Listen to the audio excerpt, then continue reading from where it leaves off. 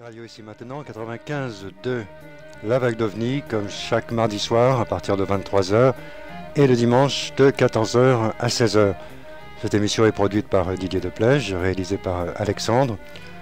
Nous recevons aujourd'hui Stephen Bassett qui est de passage à Paris parce qu'il a animé cette conférence Divulgation 2009 dont on vous a parlé pendant bien des semaines. 3 semaines au moins de préparation, et c'était à l'issue d'une tournée européenne de 18 villes. Donc Stephen Bassett va maintenant rentrer aux États-Unis après avoir accumulé un certain nombre de contacts dans différents pays d'Europe où naissent comme ça des mouvements exopolitiques en rapport avec le Paradigm Research Group qu'il a fondé et qu'il anime. La conférence de ce dimanche était traduite et présentée par Gildas Bourdet qui nous accompagne à nouveau aujourd'hui pour cette émission qui doit durer 2 heures environ, qui est enregistrée et sera bientôt disponible sur un flux Ustream. Donc vous aurez l'image et le son archivés sur Ustream. Gildas Bourdet et moi avons enregistré certaines des questions auxquelles il n'a pas pu être répondu pendant cette conférence du dimanche. Ça sera l'occasion de les aborder et on pourra également prendre certains appels au téléphone de ceux qui nous écoutent via Internet en ce lundi soir, jour de l'enregistrement. Hi, Stephen Bassett, not too tired. How do you feel about this European tour? Must be exhausting. Vous devez être fatigué après cette tournée de 18 villes. Not the case. I've had so many wonderful hosts on this trip, 18 I believe, who have made me very comfortable, and I've had a lot of sleep. I didn't do any tourism though, no sightseeing, because that's how you get exhausted, running around trying to see everything and then going back to the hotel. Non, c'est le tourisme qui m'aurait fatigué. En fait, non, j'avais des nuits de repos assez complètes à l'hôtel et j'ai effectivement parcouru l'Europe en 18 villes. So it's been an excellent tour. It ended essentially, well, it ends today, really.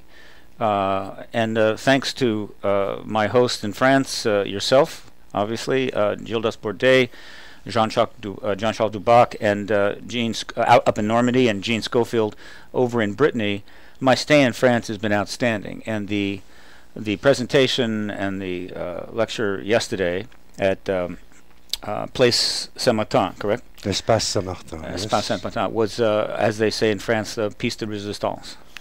It was excellent. We had 300 people in a wonderful auditorium, and it was a pleasure to do it. Ok, Steve nous dit qu'il tient à remercier les organisateurs, en l'occurrence la radio ici et maintenant, mais aussi son contact principal en France, Jean-Charles Duboc, et aussi Gildas Bourdet de l'avoir assisté dimanche. Et il tient aussi à remercier Glenn Schofield qu'il a reçu à Rennes. Donc tout cela accumulé fait que c'était un morceau de résistance, le plat de résistance de sa tournée, cette journée qu'il a vécue à Paris et ce séjour en France dans son ensemble. Gildas, voulez-vous introduire le sujet? Alors oui, peut-être pour les auditeurs qui ne connaissent pas bien la question, je crois que ce serait bien de traduire au moins un petit peu le communiqué de presse, le press release sur cette tournée de conférence et qui présente le PRG, le Paradigm Research Group. Donc je vais vous lire un petit peu, peut-être pas tout, on va voir. Voilà ce que dit ce communiqué de presse. Les plaidoyers en faveur d'une prise de position politique sur la question OVNI et ET, extraterrestre, qui ont commencé à prendre corps aux États-Unis au début des années 90, sont maintenant devenus un mouvement international pour la divulgation visant à mettre fin à l'embargo officiel sur la vérité au sujet d'une présence extraterrestre à laquelle l'humanité est confrontée. Ce mouvement se développe en Europe plus rapidement que nulle part ailleurs. Alors ensuite, donc le communiqué présente M. Bassett, est un avocat majeur en faveur de la fin de l'embargo sur la vérité. Alors, embargo sur la vérité, c'est la traduction d'une expression qui est chère à Stephen Bassett, qui est the truth embargo, qui préfère à cover-up. Et peut-être qu'on pourrait en reparler. Perhaps we could talk about the difference. You Prefer see, truth embargo, yes. Well, not cover-up. yes. Et alors, donc, le Paradigm Research Group, c'est un curieux nom entre nous, le groupe de recherche du paradigme, a été fondé en 1996 exactement pour cet objectif et a été la première organisation qui s'est enregistrée au Congrès des États-Unis comme lobbyiste sur la question. L'action politique Alors, le PSG a créé un comité d'action politique, XPAC, qui est le premier comité à s'occuper de cette question OVNI-ET. En 2002, Bassett est devenu la deuxième personne, après Jimmy Carter, à faire venir la question OVNI-ET dans une campagne électorale. Et il a été un candidat à cette élection. Ensuite, alors très brièvement, en 2004, le PRG a produit la première conférence centrée sur la politique relative au phénomène OVNI-ET, qui s'est appelée l'exopolitique dorénavant. La 6e X-conférence, donc cette conférence annuelle qui se sont tenues à Washington, est maintenant prévue du 16 au 18 avril 2010, près de Washington.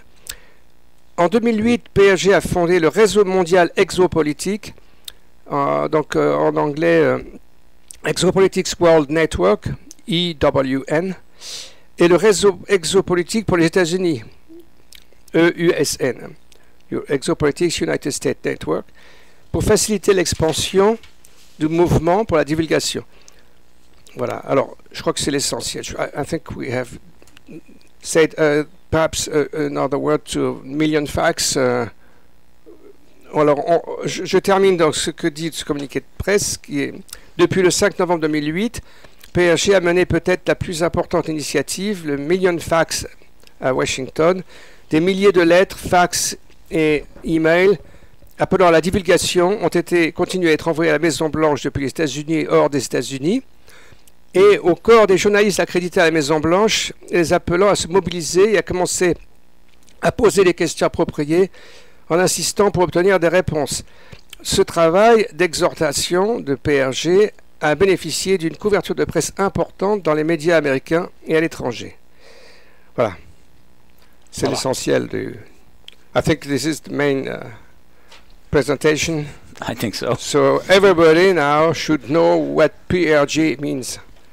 Alors, l'opération Million Facts pour Washington est entrée dans sa phase 3 au mois de mai dernier. Phase 3 of the Million Facts to Washington started in May this year, 2009. The phase 3. Phase 3, June 1st. June 1st, right. Also, as well as the ultimatum. Vous avez lancé un not ultimatum. An ultimatum. No? No, not an ultimatum. I saw you on TV. You said, President Obama, if you don't do anything. If you don't, yeah, well, if you don't disclose, haven't disclosed by the end of May, right, then we're going to turn up the heat. Right. On fera monter la température si vous n'avez rien fait. That's not an ultimatum. Okay, c'est pas un ultimatum. Oh, yeah. No, that's not an ultimatum. A warning, hein? So, un avertissement. Yeah. So they've got you never threaten a government that has nuclear warheads. That's my policy. C'était donc pas un ultimatum, nous rappelle Bassett, parce que on ne doit pas menacer un gouvernement qui dispose de l'arme nucléaire. Oui. Yeah. So then you launched phase 3. Vous avez lancé la phase 3.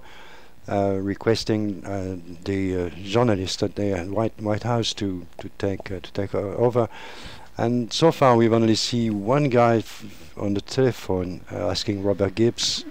Jusqu'à présent, on a vu un type se mouiller, mais c'était par téléphone sur une chaîne de télé, interpellant le porte-parole de la Maison Blanche, Robert Gibbs.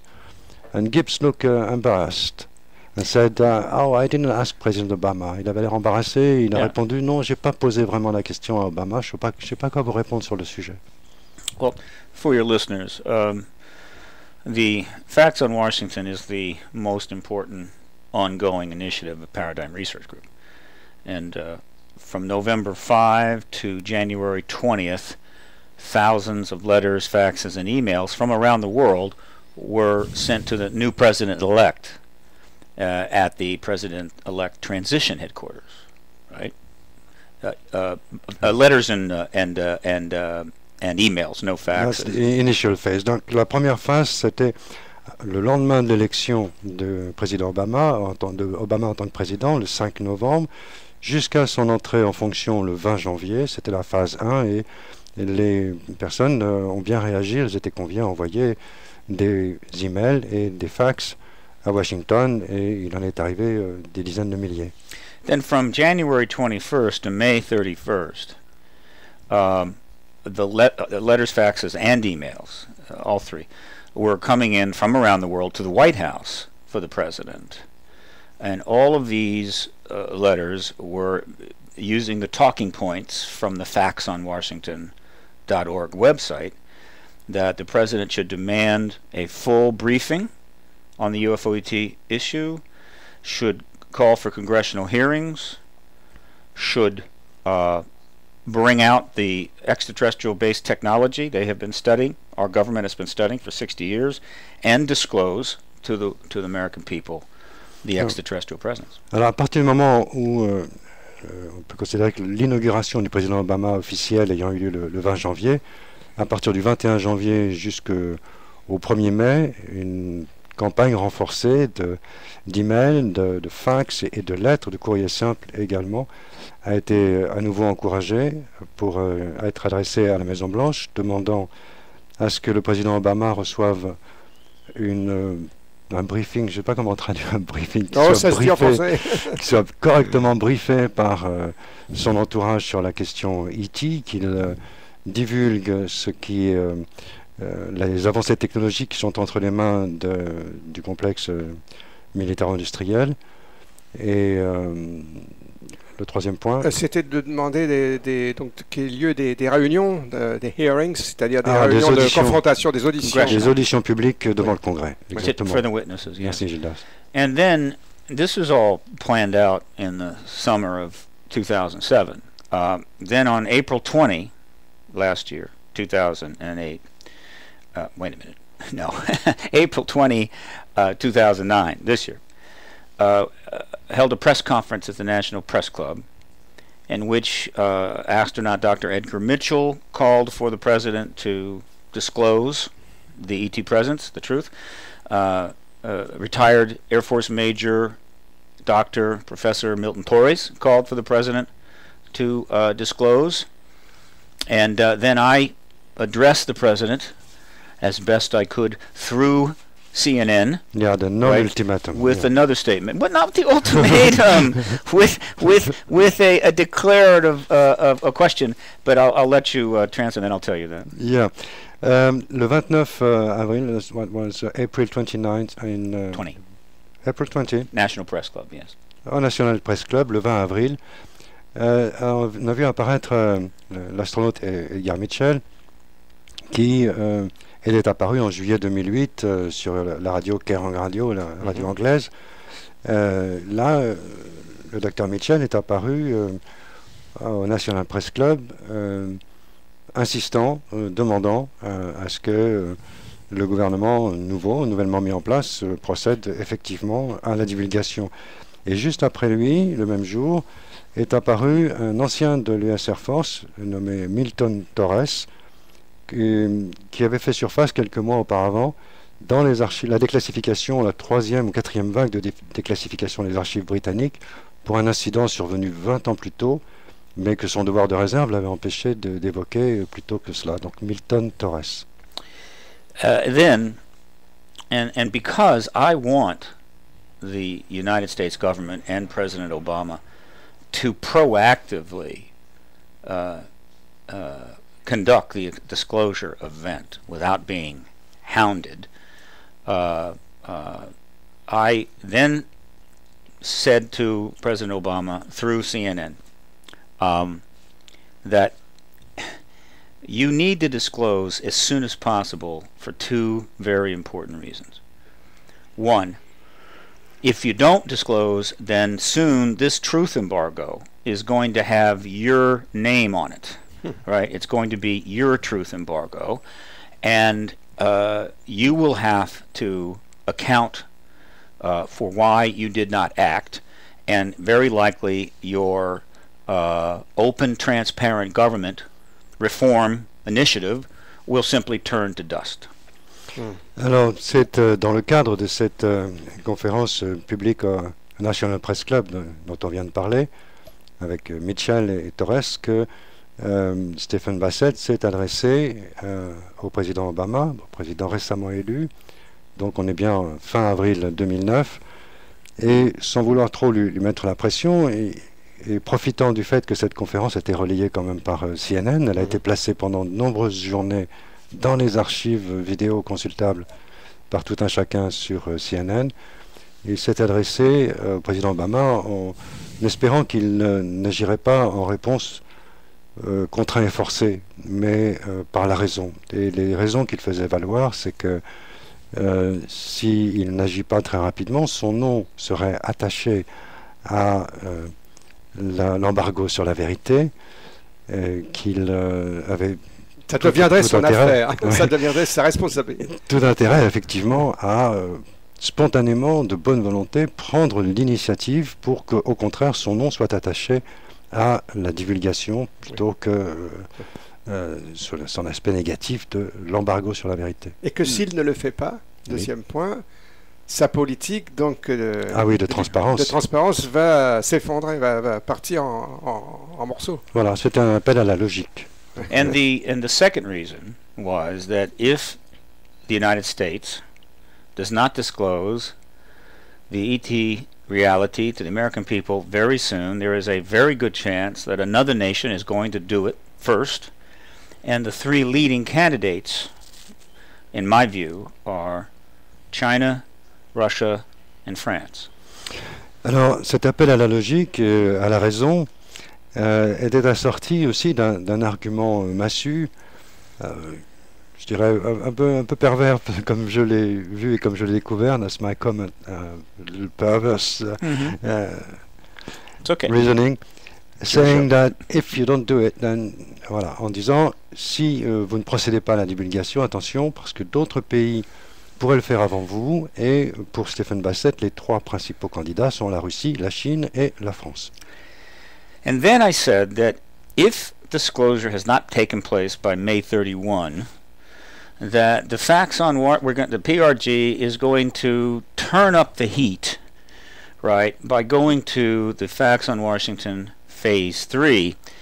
And what I was implying was that again, if disclosure not by May 31, then we're going to increase the pressure and increase the possibility that the government will be forced to disclose, right, as opposed to proactively disclosing. We put it in a position where it has to, which is not, to my view, as appropriate or positive as a proactive disclosure. That's what I was implying.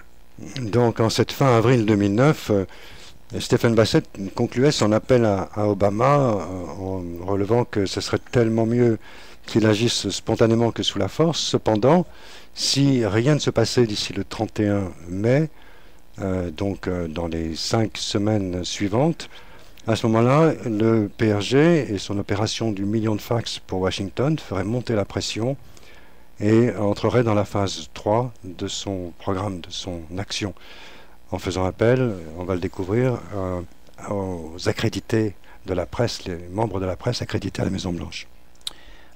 And so, by May 31st, the president had not disclosed. An administration that I think wants to disclose had not done so. Very possibly because of the enormous financial crisis that was triggered in late October of 2008 by the collapse of Lehman Brothers, which did pose huge initial issues for the administration. So as of June 1st, we move to phase 3 of Facts on Washington. Oui, et Stephen Bassett nous dit, on a constaté qu'au 31 mai, il ne s'était rien passé, donc nous sommes entrés dans la phase 3. Et la raison invoquée est que depuis la faillite de Lehman Brothers en octobre 2008, on constatait qu'au printemps 2009, le gouvernement américain avait sans doute des choses plus pressantes à traiter. Phase 3 is notable because now all of the correspondence is not going to the president. All the correspondence from around the world is directed right at the White House Press Reporting Corps, right, who are represented by the White House Correspondents Association. These are the reporters that meet 5 days a week in the briefing room, able to ask any question they like of the administration's press secretary, Robert Gibbs. C'est ainsi qu'on en est venu donc à mettre non plus la pression, ni même le conseil à la présidence comme précédemment, mais la pression sur l'association des journalistes accrédités à la Maison-Blanche qui ont la chance, l'occasion extraordinaire de se trouver 5 jours par semaine sur place, à même de poser toutes les questions qui leur fassent envie au porte-parole de la Maison-Blanche, Robert Gibbs. And what was put up on June 1st on the website, factsonwashington.org, were 13 questions which are directly connected to significant members of the Democratic Party and the Democratic administration and other notable people, fully documented through web links, which any of these reporters could very appropriately ask of the administration and expect to get appropriate answers. Alors, le site du Paradigm Research Group est ainsi organisé qu'il produit un argumentaire à l'attention du public, bien sûr, mais de ces journalistes dont on parle.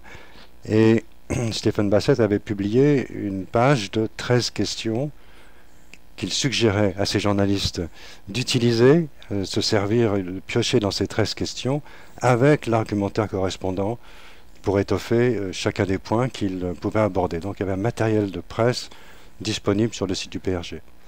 And these were questions that refer to Secretary of State Hillary Clinton, Director of the CIA Leon Panetta, CEO of the Center for American Progress John Podesta, present Governor of New Mexico Bill Richardson, Apollo astronaut Edgar Mitchell, as well as the correspondence itself that is coming in to the White House Correspondents Association. Oui, parmi ces 13 questions et dans les argumentaires fournis sur le site du PRG à l'attention des journalistes accrédités, il y avait des allusions très précises faites à la trajectoire en faveur de la divulgation, trajectoire personnelle mais publique également, de gens comme Léon Panetta, le nouveau directeur de la CIA, de Hillary Clinton, de John Podesta, qui était le chef de l'équipe de transition d'Obama entre novembre et janvier dernier, Richardson, Hillary Clinton, John Podesta, Léon Panetta, and some astronaut, you said? Edgar Mitchell. And Edgar Mitchell, bien sûr. And Bill Clinton. Et Bill Clinton, évidemment impliqué, comme on l'a déjà vu, comme on le verra peut-être à nouveau ce soir, dans l'initiative Rockefeller du début des années 90. And the political story here is the connection between these people, with the exception of Mitchell, and the Rockefeller Initiative of 1993 to 1996. Oui, je vous ai un peu devancé, Steve Bassett, parce que je venais de mentionner l'initiative Rockefeller. Ces personnes, nous dit-il, à part l'astronaute Edgar Mitchell, étaient toutes impliquées dans cette affaire qui remonte à 1993. These individuals, Clinton, Podesta, Panetta, and Richardson, in my view, were either fully aware of or directly involved in the effort by Lawrence Rockefeller to convince Bill Clinton to release all the UFO files and end the truth embargo. Oui, alors, on fait un flashback important, on ouvre une page d'histoire sur l'initiative Rockefeller des années 93, où en mars, Lawrence Rockefeller voulait publier une pleine page dans différents journaux, voulait vraiment faire quelque chose, faire que ça bouge. Il s'agissait de la présidence de Bill Clinton, et il a cité tous ces noms, Bill et Larry bien sûr, John Podesta, Leon Panetta et Bill Richardson, comme ayant été impliqués à différents titres dans cette initiative. Donc on retrouve les mêmes 15 ans plus tard. Peut-être faut-il expliquer un tout petit peu mieux que donc Lawrence Rockefeller, c'était un très riche, c'est un milliardaire américain qui s'est beaucoup intéressé aux ovnis depuis longtemps et qui a lancé une initiative en direction de la Maison Blanche en 1993, en s'adressant d'abord à ce conseiller scientifique, le Dr. Gibbons, et il était bien parti pour réussir, mais il y a eu un coup de frein après. And confirming this, if you don't know about the Rockefeller Initiative, simply Google Rockefeller Initiative, and you will find all of the documentation supporting everything that we're saying here. This was a big news story, not covered, and now these people are a major power. Major part of the new administration, and this is news, and these letters are demanding that the reporters in that room ask about these stories, these issues, and if they start to ask those questions, I don't think the truth embargo will last 3 weeks. Oui, alors il est nécessaire, nous dit Stephen Bassett, d'insister vraiment sur cette initiative Rockefeller, et si vous qui nous écoutez n'êtes pas au courant de cet événement important qui remonte à 15 ans, si vous en doutez par exemple, vous feriez bien de taper sur Google Rockefeller plus initiative. Personnellement, je vous conseille d'aller sur mon site OVNI USA, OVNI-USA, que ce soit au pluriel ou pas, OVNI d'ailleurs, maintenant on s'en moque, OVNI USA, à Initiative Rockefeller, vous avez tous les tenants aboutissants et de nombreux liens en français. Si vous pratiquez bien l'anglais, vous faites PRG website et vous tapez Initiative Rockefeller. Vous allez constater que, c'est ce que nous dit Stephen Bassett, tous les participants de l'initiative Rockefeller de 93 se retrouvent de près ou de loin dans l'entourage du président actuel Obama. Et si on veut vraiment avoir une documentation très, très développée, il y a le site de Grant Cameron, qui a beaucoup travaillé là-dessus. Presidential UFO. Yeah. He is the key researcher in the development of the Rockefeller Initiative documentation. And let me be clear, I've been in the press briefing room at the White House many times. These are good people, but they have become far too protective of their White House press badge. And they are not asking tough enough questions. They are not pressing the administrations for many years now about the key issues. And now they have before them the greatest news story of all time. Alors, Stephen Bassett nous disait, avant sa nouvelle intervention, un morceau de phrase important que je vais enchaîner avec celui-ci, mais je ne l'avais pas traduit, c'est que pour peu que les journalistes accrédités à la Maison-Blanche s'intéressent eux aussi à l'initiative Rockefeller, alors là, nul doute que en réalisant l'importance de la chose, la divulgation serait toute proche. Donc Stephen Bassett nous dit qu'il sait d'expérience, parce qu'il a fréquenté la salle de presse, comment ça se passe de l'intérieur. Les journalistes accrédités ont une sorte de privilège et sont en même temps, depuis des années, devenus assez serviles. Ils sont assez protectifs de leur statut, de ce haut rang du journalisme, mais également assez serviles parce que ils ont plutôt intérêt à aller dans le sens du poil et ne posent pas les questions qui dérangent. And truth embargo or no truth embargo, pursuing the greatest news story of all time is these people's raison d'être. And so it's very possible that 2 or 3 of these reporters, whether in the White House or over at the Department of State in front of Hillary Clinton, or at the CIA in front of Leon Panetta, are going to ask these questions, and the administration is really going to have nowhere to go but to tell the truth. Oui, donc il est question de mettre la pression sur ces journalistes parce que Il faut en finir avec cette espèce de confort, de raison d'être qui est leur train-train et leurs habitudes. Et on peut s'attendre à tout moment à ce que ce soit ces journalistes qui posent la bonne question ou bien ceux qui sont plutôt accrédités auprès du ministère des Affaires étrangères de Hillary Clinton ou auprès de Leon Panetta de la CIA. Bref, le bateau est prêt à fuir d'un moment à l'autre, que ce soit par un bout ou par un autre. Messieurs, on va faire une petite pause musicale, short pause. Je vais rappeler que nous sommes à l'écoute de Radio Ici et Maintenant, 95.2. Ici et Maintenant, en un seul mot, ici et maintenant, .info pour le site web. Et on se retrouve dans 3 minutes.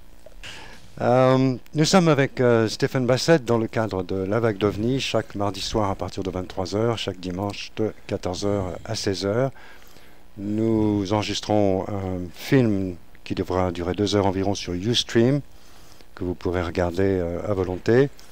Je vous rappelle également l'activité du forum, sur lequel vous avez posé toute la journée des questions qui seront développées tout à l'heure dans la deuxième partie de l'émission. On aura quelques questions également. Nous verrons cela avec Gildas Bourdet. Mais nous en sommes à la phase 3, phase 3 de l'opération préconisée par Stephen Bassett depuis le début de la présidence Obama en novembre 2008.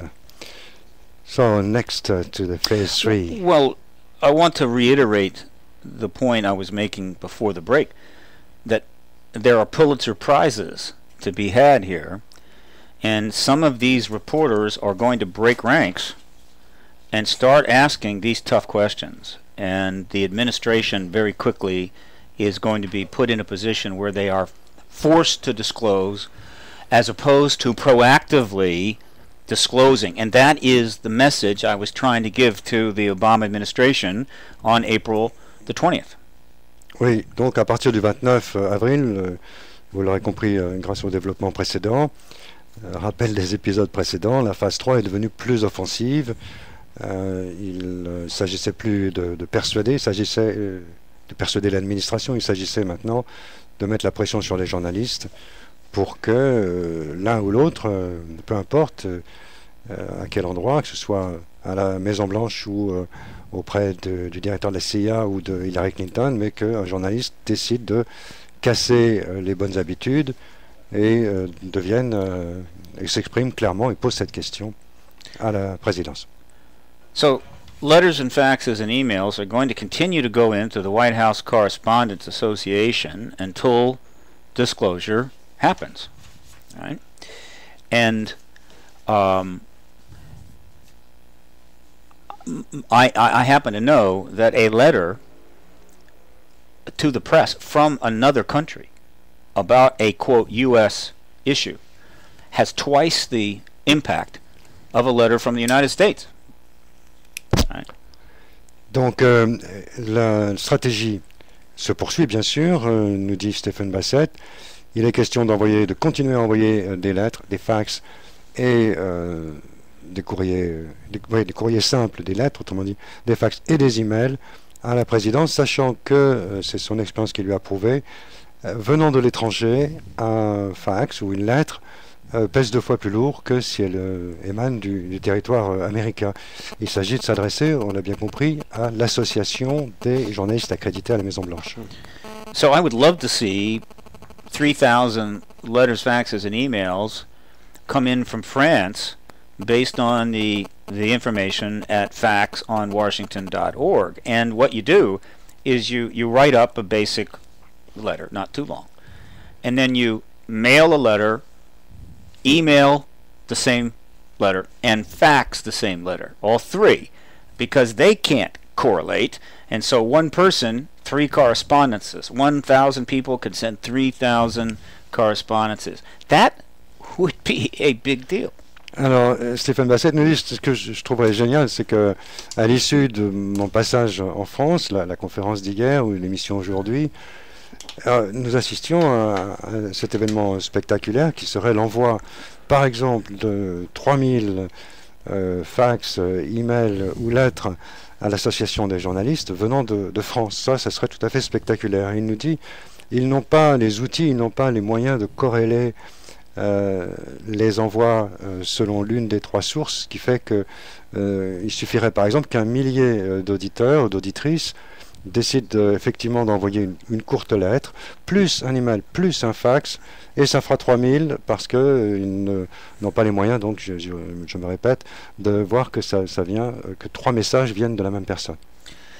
Because I now understand that the disclosure movement within the context of exopolitics is now growing in Europe faster than it is in the United States.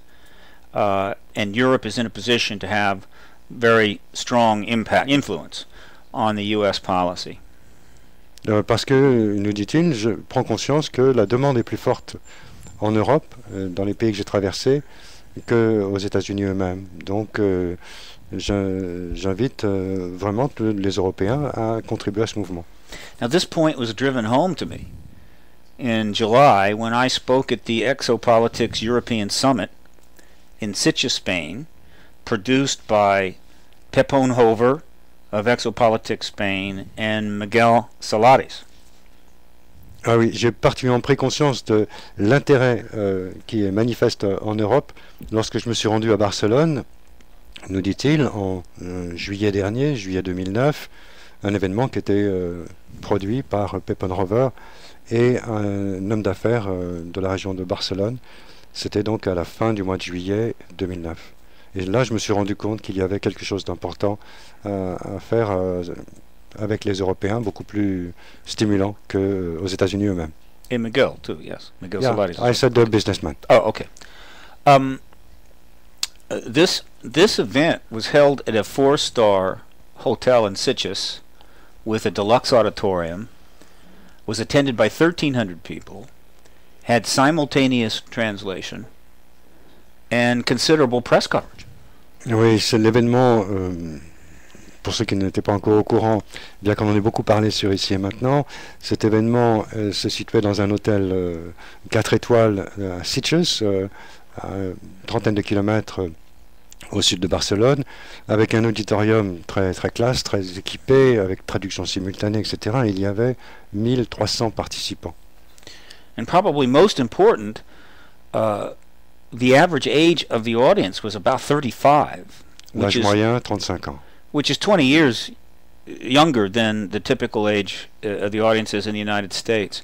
In other words, in Europe, Generation X has showed up to the party. Oui, donc 35 ans d'âge moyen parmi l'assistance de Barcelone, soit 20 ans de moins que l'assistance que l'on trouve dans des conférences organisées aux États-Unis. In fact, it turns out that the name Generation X, meaning X, was arbitrarily assigned to the sons and daughters of the baby boomers, which is me, by some sociologist in a book. So it's arbitrary. So I've decided that, okay, here's what Generation X really means. This is the generation that is going to drive the exopolitical process and lead to the disclosure of the extraterrestrial presence. That's why we call them Generation X. D'accord. Donc il a voulu surnommer cette génération des 35 ans qui s'intéresse au phénomène OVNI, qui forme la génération suivant directement le baby-boom de l'après-guerre, cette génération de 35 ans d'âge moyen actuellement, et il l'a surnommée la génération X parce que c'est la génération qui amènera la divulgation. C'est peut-être aussi un peu la génération des X-Files. Well, this is true. Ex-conférence. When the X-Files came on, you know who made that the most popular show on television for a while? It was Generation X. Effectivement, c'est coïncident, comme Gildas Bordel a remarqué, c'est la génération X, celle des X-Files.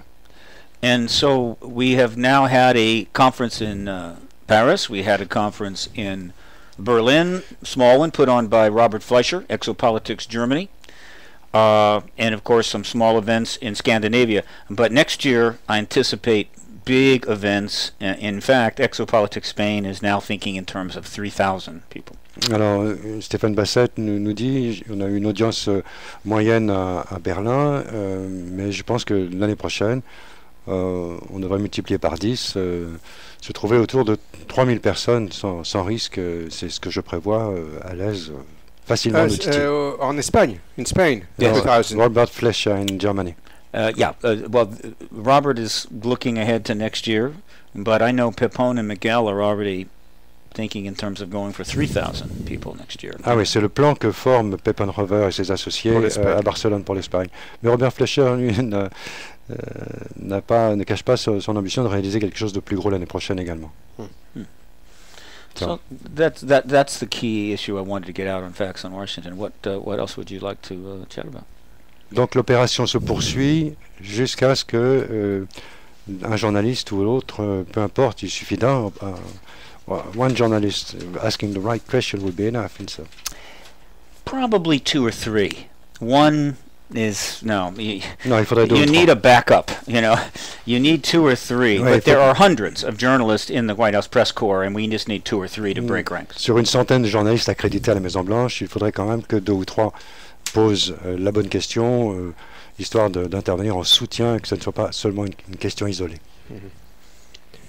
Gildas Bourdet, vous avez une direction où aller maintenant? Pas spécialement. Il y a une chose qu'on pourrait peut-être faire, c'est voir un petit peu les questions posées par des auditeurs. Mais volontiers. On va rappeler d'abord le numéro de téléphone pour les internautes afin qu'ils puissent poser leurs questions en direct. 08 92 23 95 20. Oui, c'est assez inhabituel, effectivement, mais pourquoi pas, pendant un enregistrement d'émission destinée au mardi soir, pourquoi ne pas s'adresser à ceux qui écoutent en direct, que ce soit sur Ustream ou sur le web, 08 92 23 95 20. Et puis, on a collationné, on le disait en début d'émission, quelques questions par écrit et au long de la journée sur notre forum.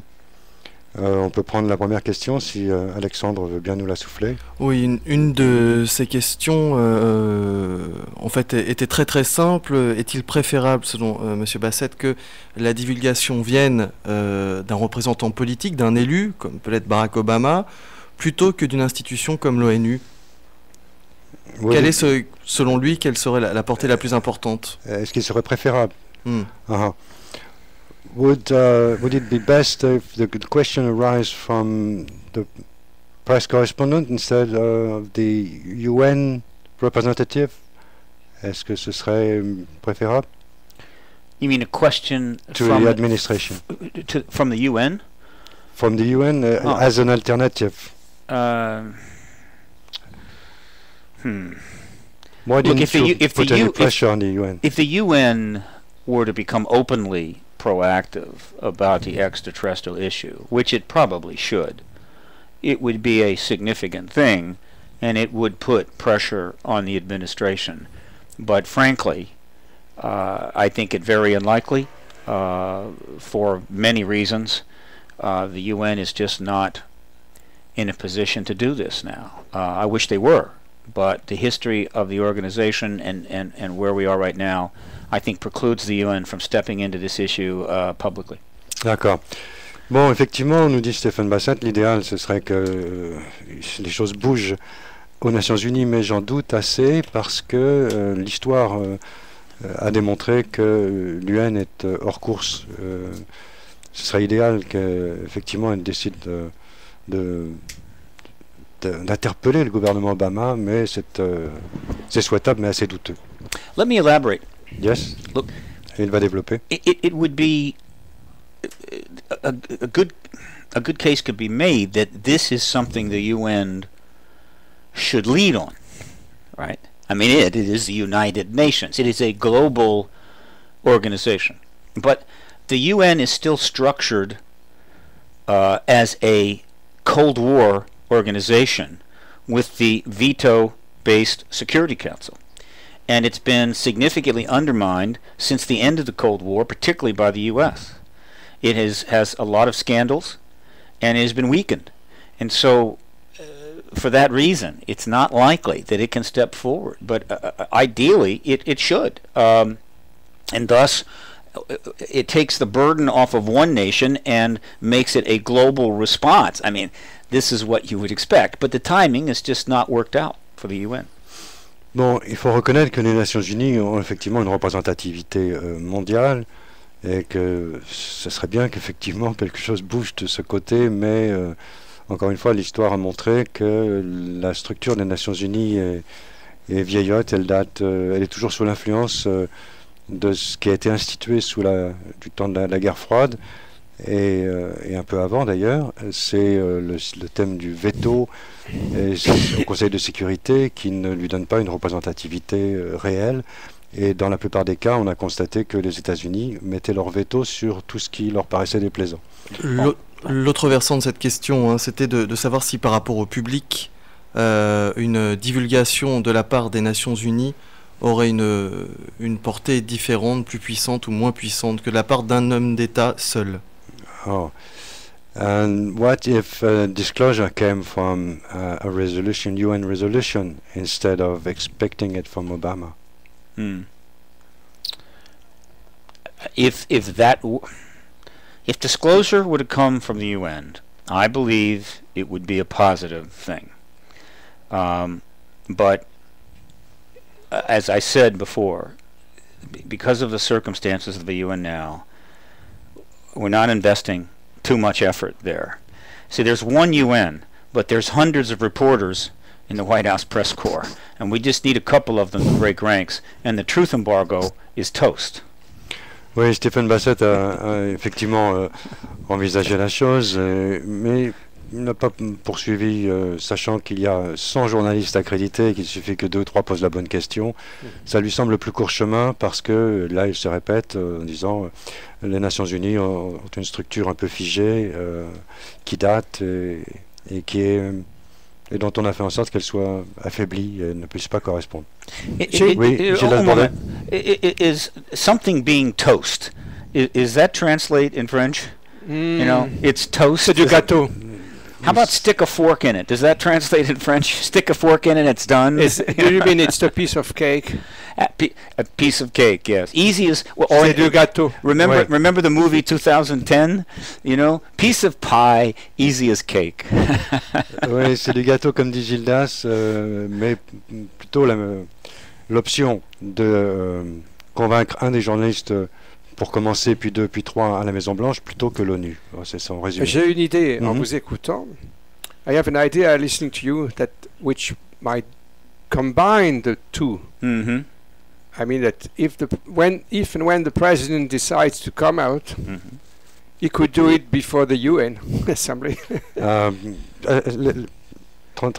veut dire peut-être que les 2 opérations pourraient se combiner à la limite, c'est-à-dire que quand le président décidera de parler, ça serait pas mal qu'il le fasse à l'Assemblée des Nations Unies, par exemple.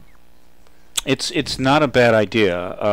I think it would work well, but the problem is that this disclosure event has got to be done without any leaks, because if there's any leaks ahead of time, it's going to create an absolute circus. Yes. And so can they set this up with the UN without the information just getting at it? Afin que ça réussisse, la proposition de Gildas pourrait marcher si on était garanti qu'il n'y ait aucune fuite. Or, c'est très difficile de mettre en place un protocole permettant au président de s'exprimer devant l'Assemblée des Nations Unies sans que la nouvelle ait fuité auparavant. Encore que ça pourrait être un discours surprise. A surprise discourse. Well, it's not so much that it will be a surprise, but if the event is to go well, they can't send up any trial balloons. I mean, they do this in Washington. They'll send up a trial balloon saying, "We're thinking about doing this," to see the react. Well, they can't say, "We're thinking about telling the world there's extraterrestrials." No, because that will create chaos. So, if it happens with the UN, it would have to be a private deal struck between Ban Ki-moon, is that the correct? UN Secretary. UN Secretary, I think I have it right. And either Obama or his chief representative.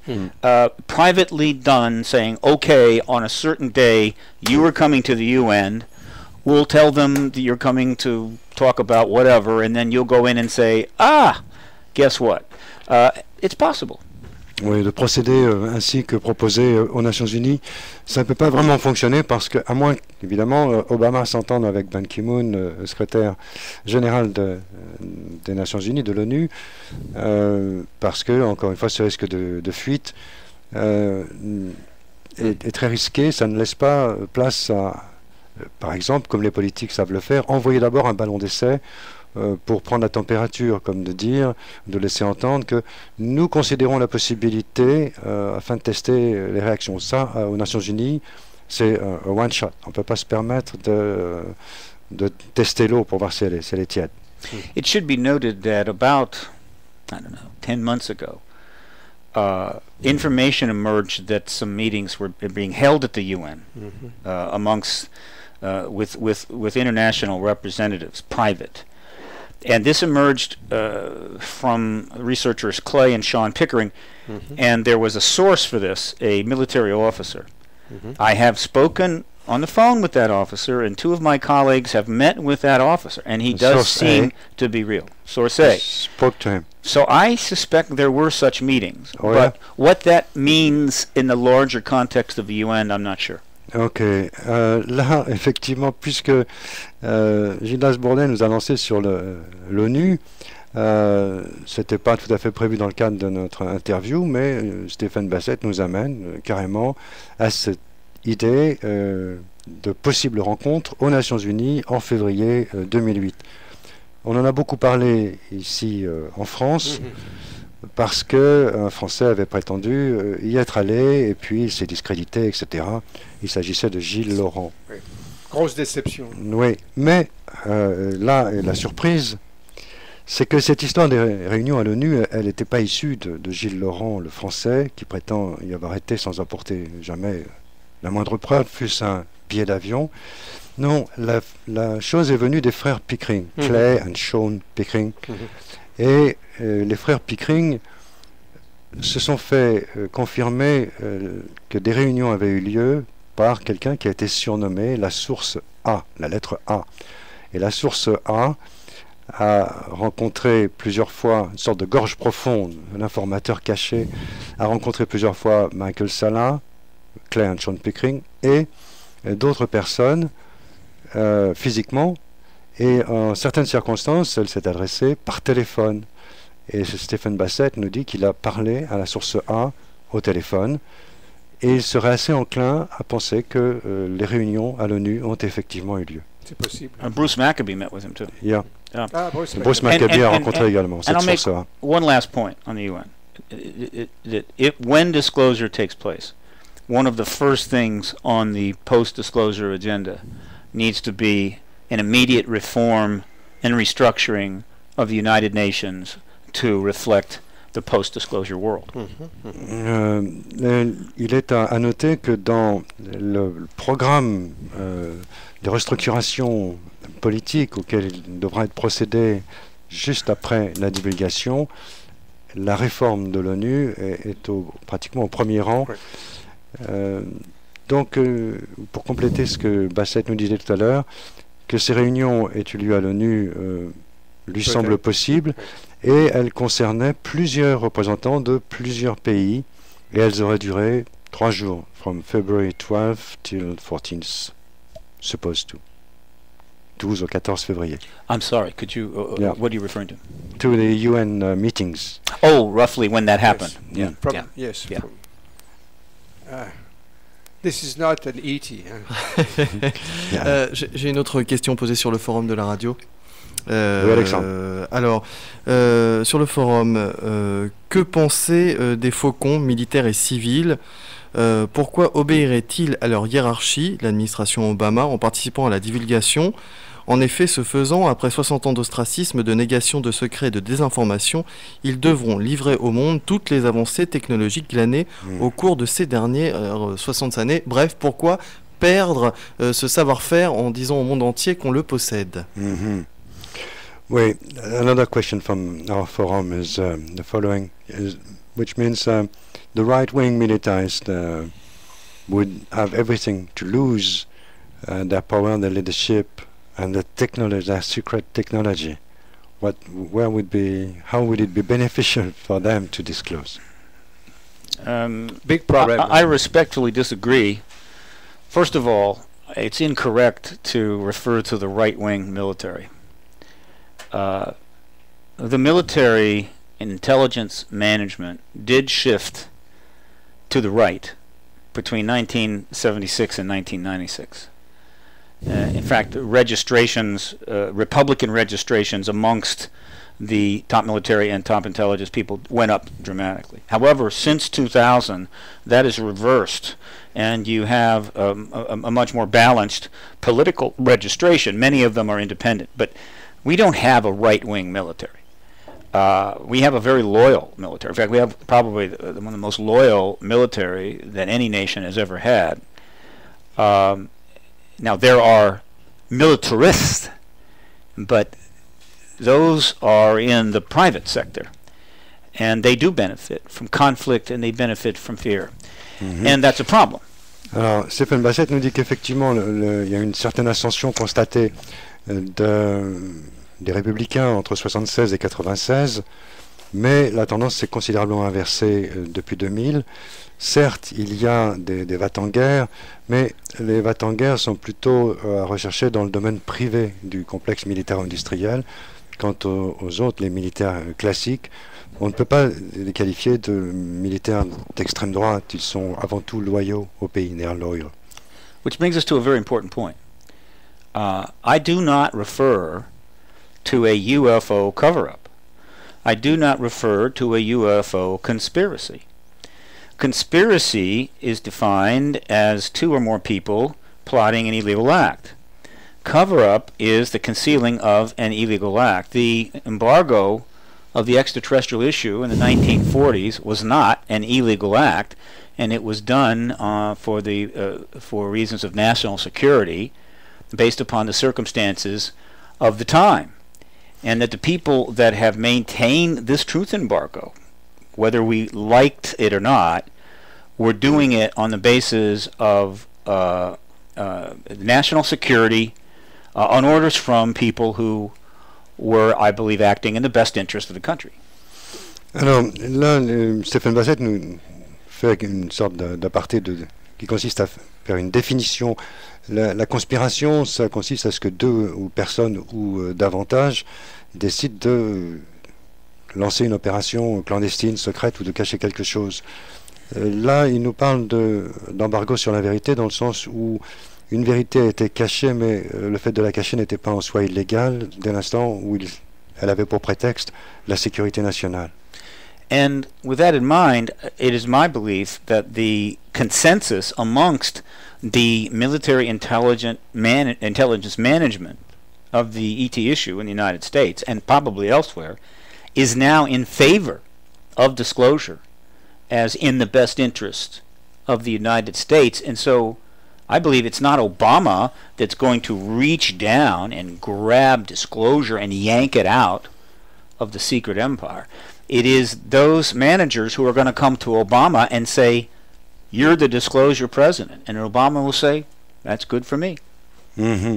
Alors Stephen Bassett va plus loin, toujours en réponse à cette question, en disant que finalement ces personnes qui forment le complexe militaire et agents du renseignement, toute cette communauté du renseignement proche des militaires, a été l'objet d'une sorte de renversement où elle pourrait plutôt maintenant, c'est ainsi qu'il le voit, considérer qu'il y va de l'avantage de l'Amérique de procéder à la divulgation et qu'on pourrait très bien voir ces gens approcher l'administration Obama en disant il est favorable au pays, les temps ont changé, il est favorable de procéder à une divulgation. Gilles Bourdet. The status quo. Excuse-moi, Gilles, oui, je voulais dire que je trouve ce point de vue très intéressant parce qu'il est assez différent de point de vue souvent exprimé. I am quite interested by your viewpoint because it's quite different. It differs notably from other viewpoints which has been expressed in the last few years and many years. Okay, that was his comment. Well, look, Please go ahead. I'm not saying that along the way some illegal acts didn't take place. Non, je ne dis pas qu'au fil du temps, l'administration, les personnes du pouvoir n'ont pas commis des actes illégaux pour autant. In the prosecution of the Cold War, to defend the West against Soviet expansionism, and they were definitely expanding, there were illegal acts that took place, and that's wrong. But nobody, I think, was saying, "Oh, we can't take a defensive or a posture towards the Soviet Union. Just let them do what they want." So we have to. The overall policy was not illegal, and demonizing the military and the intelligence community in the collective is not going to help, because we need them. We need them on our side. Right. Alors, il faut surtout éviter de diaboliser les communautés du renseignement et les militaires en général. Ils ont certes pu commettre des actes illégaux pendant la guerre froide. C'était effectivement un problème de situation particulière, mais nous en avons besoin. Nous avons besoin qu'ils embarquent dans le bateau avec nous, qu'ils soient de notre côté. Il faut éviter de les diaboliser. And let me be clear. I mean, I'm not saying. I have said that the secret empire, this huge, vast intelligence complex, has been created in the United States, and the national security state structures don't pose a threat to the U.S. Republic. They do, but I'm speaking institutionally. I'm not speaking about the individuals in there. Interestingly enough, I think that the people down below are not so bad. It's the people up top, the politicians that are getting into office, that are doing the real damage. Because I don't believe in a, quote, second government. There's no second government. There is a huge complex that's operating independent of proper oversight. But it's not a second government. Right, the U.S. Congress signed the resolution sending us to Iraq, not the secret empire. Right, so these differences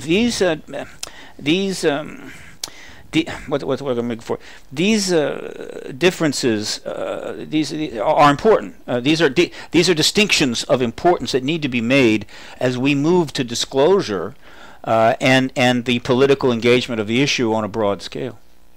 Alors Stephen Bassett nous dit: je ne pense pas qu'il existe en fait une chose comme ce que l'on pourrait appeler un gouvernement occulte, un gouvernement secret, d'ailleurs, qui a envoyé des troupes en Irak, si ce n'est le Congrès lui-même. Donc ce sont nos congressistes qui ont pris ce genre de décision. Et certes, il est à craindre l'omniprésence d'une communauté toute puissante à haut niveau, mais ce sont les politiques qui commettent les bêtises ou les abus de pouvoir.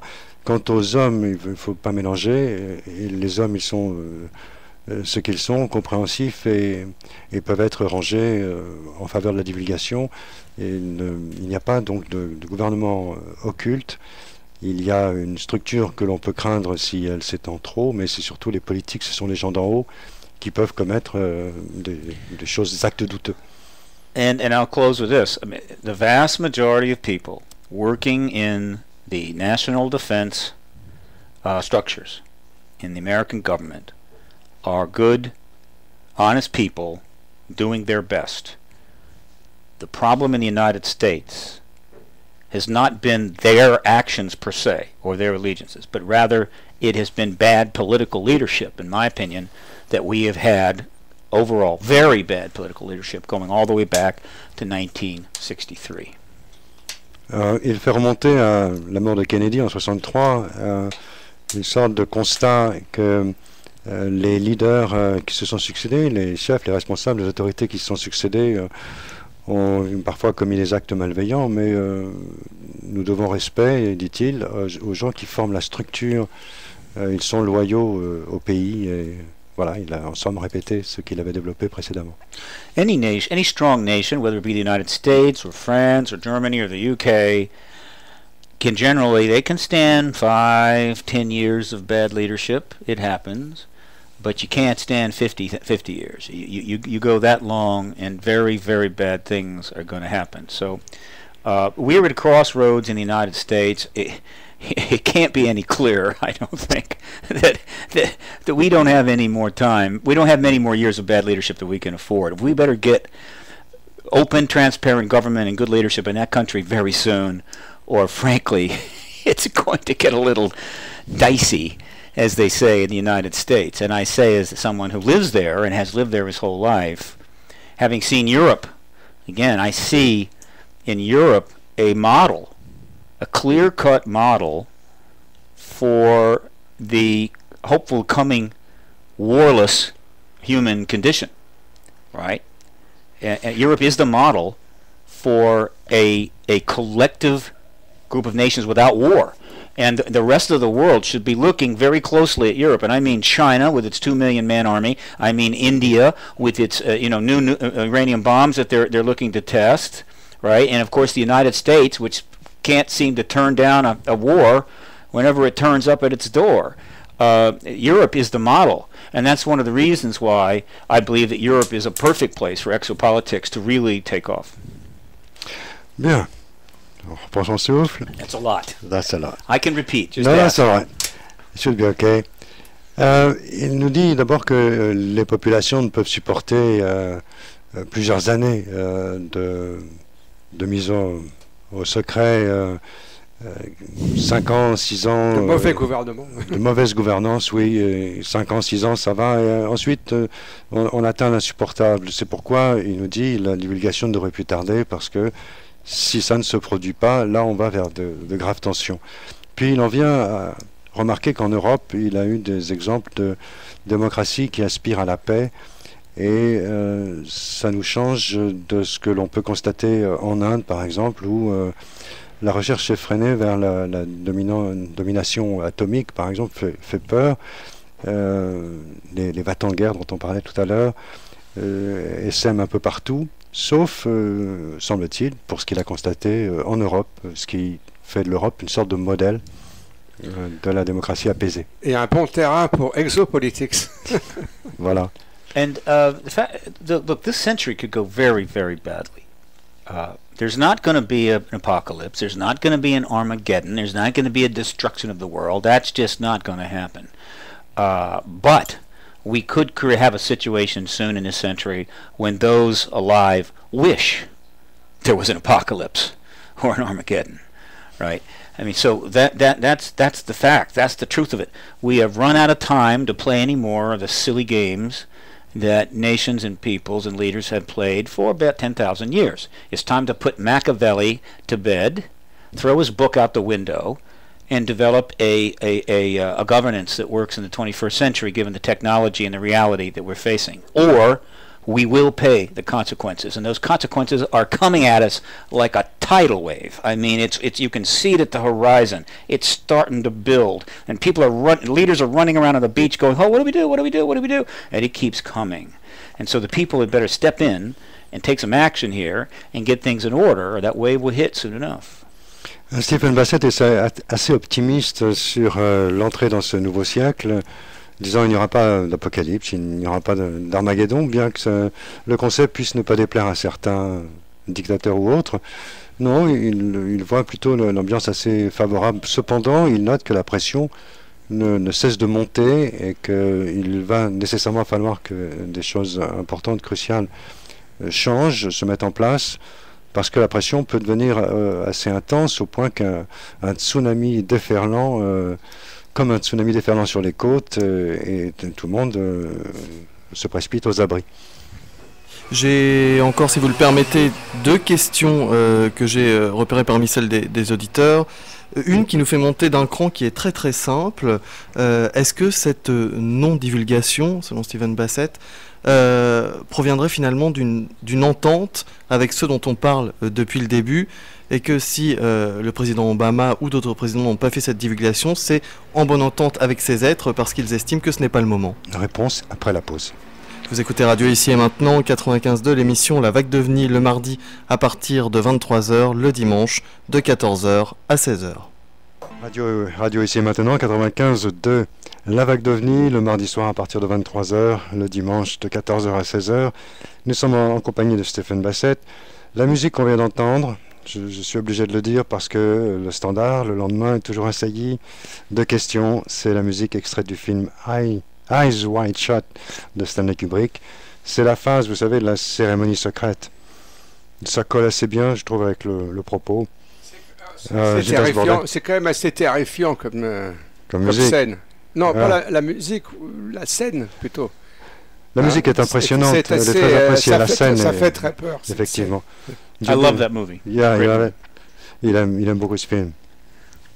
Ça illustre des choses qui sont de l'ordre du possible, mais évidemment, c'est avec des masques vénitiens et des grandes capes, c'est un petit peu outré. Do you believe in such meetings? Vous croyez que c'est possible? Do I believe in secret societies? Oh yeah. Do I believe that that secrecy is kind of a toxic poison? Oh yeah. And do I think that in Europe, now I don't know my history too well, but all I know is that back in the 12th century, 13th century, the kings of Europe became very concerned about the secret Knights Templar group and their power. And so they basically laid waste to them, right? I think this was, the Merovingian slaughter or something like that.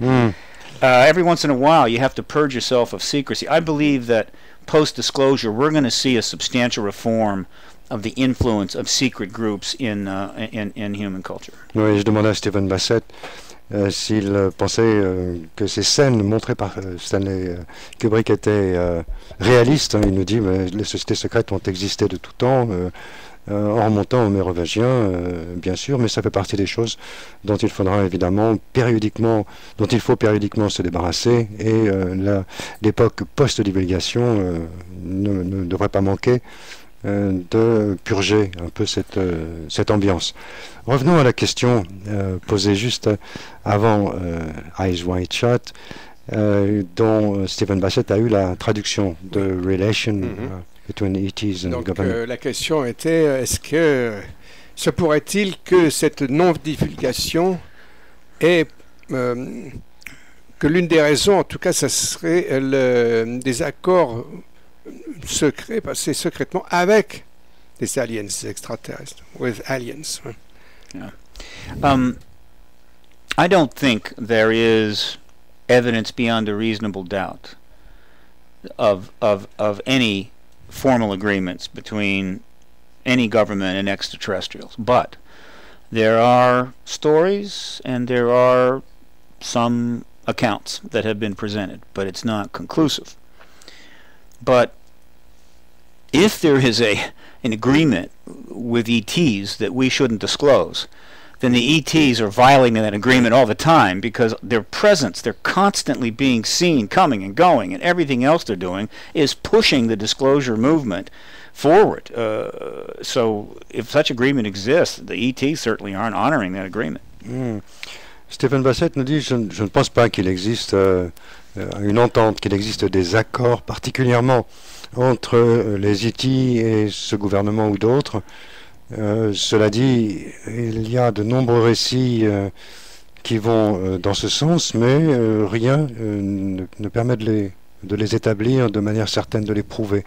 En tout cas, si, nous dit-il, les ET avaient passé quelconque accord avec le gouvernement, ils seraient en permanence en train de violer cet accord à force de se montrer comme ils le font.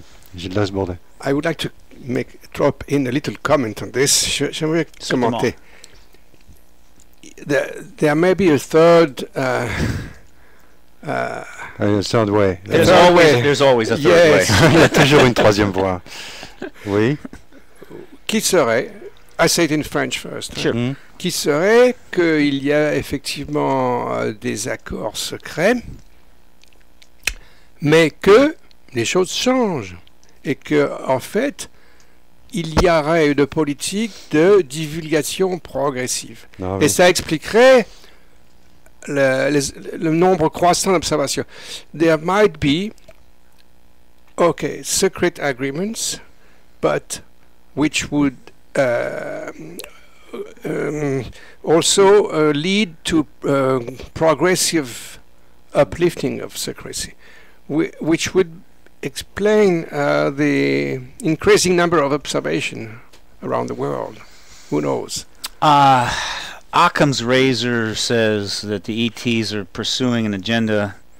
They know what they're doing. They don't need to cut deals with humans. So I'm going to my model. It does not include formal agreements with humans and human societies. Plenty of contact has taken place. I mean, Lord knows the reports of contact are in the hundreds of thousands.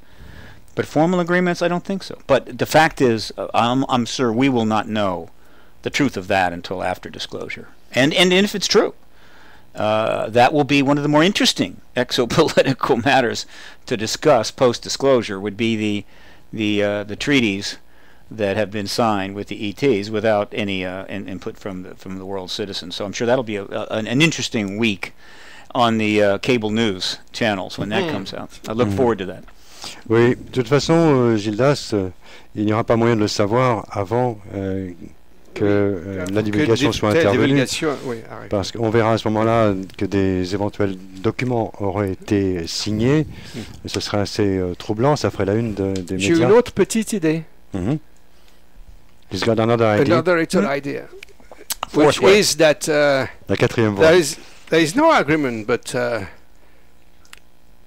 some of these extraterrestrials, aliens, who look after us, they live with us some time, you know, to grow up, but they are pushing you. Right. Oui, le fait peut-être qu'il y a des aliens qui nous surveillent, mais qui mettent de la pression gentiment, mais que la pression, bah, ils font comme Stephen Bassett, ils mettent de la pression eux aussi. Oh, they put pressure as exopolitic movement do. Here's the analogy I like to use. You're a parent, and you have a 13-year-old child. And you know that your job is to somehow get this 13-year-old kid to the age of 20 without the kid driving into a tree or getting thrown in prison or 1,000 other things that teenagers might do, because they're old enough to be a real problem and not young enough to know what's going on.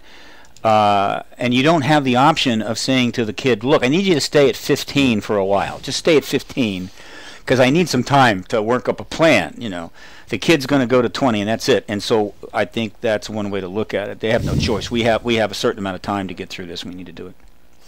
Alors, une image favorite que Stephen Bassett aime employer, c'est celle de parents qui ont un ado de 13 ans au foyer et qui s'efforcent de faire tout le bien nécessaire pour l'amener à terme à ses 20 ans sans qu'il ait pu commettre des bêtises irréparables, percuter un arbre, mettre le feu à la maison, oui, ou se prendre 5 ans de prison. Donc, ils n'ont pas moyen, ces parents, de se dire c'est bien, là tu vas rester à ton âge, à l'âge de tes 15 ans, dans le confort et l'aisance et nous rassurer. Non, les choses avancent et il y a 7 ans à courir, il faut qu'il avance. We must get going, we must grow. Well, we got the bomb. We used the first bomb in 45. We've made 20,000 of them since then. We're making great advancements in creating biological weapons. We have a certain amount of time to get our act together and mature, or we're going to destroy the whole shebang. I mean, that'll be the ball game. It's just the way it is. I mean, you have to grow up. You hand a bazooka to a 13-year-old, and something really bad is going to happen. And so you have got to mature, and you have a certain amount of time to do it. And I think that's what's going on, but I can't prove it. It's just a guess. Oui, nous avons, comme tout le monde le sait, la bombe atomique. Depuis, on en a fabriqué 20 000. On a perfectionné le système. De chaque côté. On a perfectionné nos moyens de destruction avec les armes biochimiques, bactériologiques, etc. Donc, c'est comme si on remettait un lance-roquette entre les mains d'un ado. Il devient urgent qu'il grandisse avant de commettre l'irréparable. L'environnement. La bombe environnementale, the environment. No, there's that too. I mean, we've pushed the environment, we've overpopulated the planet, et on a surpeuplé la planète. Effectivement, on a des problèmes avec l'environnement. Je profite. Une dernière question. Une dernière question que j'ai notée sur le forum, question d'auditeurs, puisque M. Bassett parlait de networks tout à l'heure. Est-ce qu'il sait, à travers ses sources et ses contacts, si, tout comme les chaînes de télévision avaient préparé déjà toute une rubrique nécrologique pour la mort de Michael Jackson, par exemple, est-ce que les chaînes de télévision ont prévu des programmes type en cas de divulgation? Est-ce que c'est déjà rangé dans un coin de l'étagère? Since you've been talking about networks, do you feel a possibility that some great networks have managed to set a time, dedicated time to divulgation, to disclosure? Well, what I know is that a gentleman by the name of Pete Peterson, who is not known to me, made a prediction about disclosure in November on an interview at Project Camelot. All right. I've talked to Project Camelot, and they say that this gentleman has a substantive background. J'ai entendu parler d'un homme qui s'appelle Pete Peterson, qui a été interviewé par Bill Ryan et Kerry Cassidy pour le Project Camelot. Je ne l'ai pas rencontré moi-même, j'ai parlé avec Bill et Ryan. Je sais qu'il a annoncé qu'un tel plan de réservation d'espace dans les médias pouvait avoir été opéré d'ici la fin novembre. C'est ce que j'ai entendu dire, mais je n'en ai aucune preuve. And then I believe that David Wilcox, a fine, intelligent young man, went on Coast to Coast AM and essentially repeated the Peterson statements and embellished them a little bit and made it even more interesting.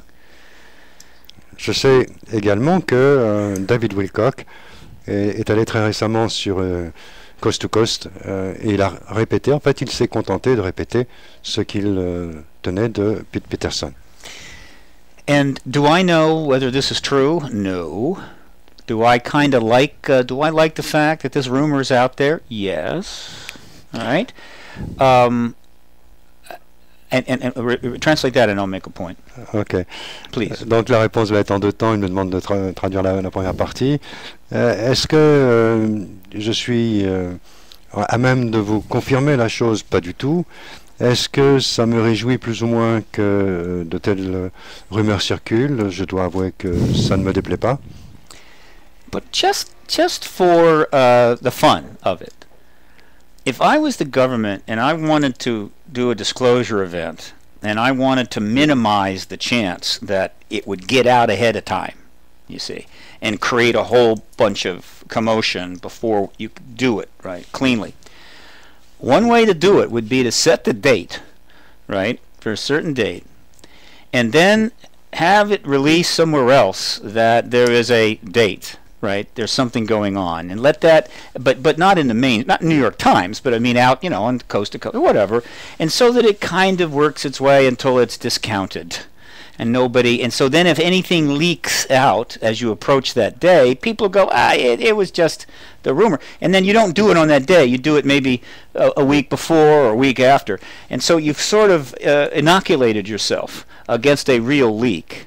Now that amuses me, you know, but it points out that the problem they face of doing a clean disclosure event is not easy, and I appreciate the difficulty, but they'll have to do it regardless. Oui, donc il s'amuse à considérer que s'il était à la place du gouvernement, il envisagerait peut-être assez tranquillement de faire une sorte de fuite vaccinale avec une fausse date afin de pouvoir aménager plus tranquillement l'espace de la véritable divulgation. C'est un jeu de l'esprit parce que il n'a pas d'éléments pour en juger autrement. Mais enfin, ça l'amuse assez d'y penser de cette manière. And having said that, if I was the U.S. government and I had to schedule a disclosure date, I would schedule it on a Friday afternoon around 4 o'clock Eastern Time, right? On a day, a Friday, between the Thanksgiving holiday and the December holiday, Christmas holiday, right? And that would guarantee that people, well, first of all, you do it late on Friday, so you miss the news cycle, and the market's closed for the next 2 days, and that's good. And then you do it between the holidays because people are going, great, the ETs are here. I gotta shop for Christmas, you know. Alors peut-être pour adoucir le choc, kind of soften the process. Yeah. Right. Yeah. D'ici, j'avais un conseil à donner au gouvernement pour le choix du jour de la divulgation. Et ben, je leur dirais voilà. Le mieux, tout bien réfléchi, ce serait un vendredi, il serait 16h, 4h de l'après-midi, l'heure de la côte Est.